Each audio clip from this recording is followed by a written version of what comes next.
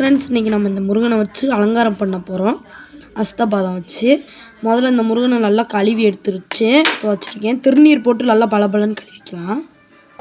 இப்போ பாருங்கள், முருகனை வந்து ஒரு கட்டையில் எடுத்து வச்சுருக்கேன். இப்போ கெட்டிக்கிறேன்.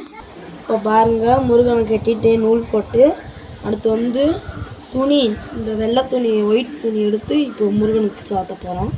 பாருங்கள், இப்போ நூல் போட்டு கட்டிட்டேன். அடுத்து நம்ம அஸ்தபாதம் கட்டிடலாம்.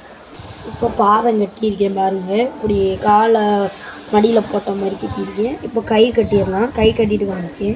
இப்போ பார்த்தீங்கன்னா முருகன் அப்படியே கம்பீரமாக உட்காந்துருக்குற மாதிரி இருக்கா. கையை அப்படியே ஆசீர்வாதம் பண்ணுற மாதிரி, இந்த கையை அப்படியே ஒரு தொடையில் வச்சுருக்கிற மாதிரி பார்த்துக்கோங்க. அப்புறம் நான் வந்து வெல்வெட் போட போகிறேன். என்கிட்ட ப்ளூ கலர் வெல்வெட் இருக்குது. உங்கள்கிட்ட எந்த வெல்வெட் இருக்கோ அதை போட்டுக்கோங்க. இப்போ நான் வெல்வெட் போட்டுட்டு உங்கள்கிட்ட காட்டுறேன். இப்படி வெல்வெட் போட்டிருக்கோம் பாருங்கள். வெல்வெட்டு கை போட்டாச்சு. முகம் தெரிகிற மாதிரி நல்லா போட்டுக்கோங்க. கீழே வந்து இப்படி அசிங்கமாக தெரியுதுன்னு நினைக்காதீங்க. நமக்கு அதுக்கு இந்த இப்படி போட்டுக்கோங்க. அப்படி இல்லாட்டினா உங்கள்கிட்ட வேறு ஏதாவது துணி, நல்லா அழகான துணி, பட்டு துணி இருந்துச்சுன்னா நீங்கள் போட்டுக்கலாம். நான் இப்போ உங்கள்கிட்ட போட்டுட்டு காட்டுறேன். இப்போ போட்டேன் இந்த பட்டு துணி.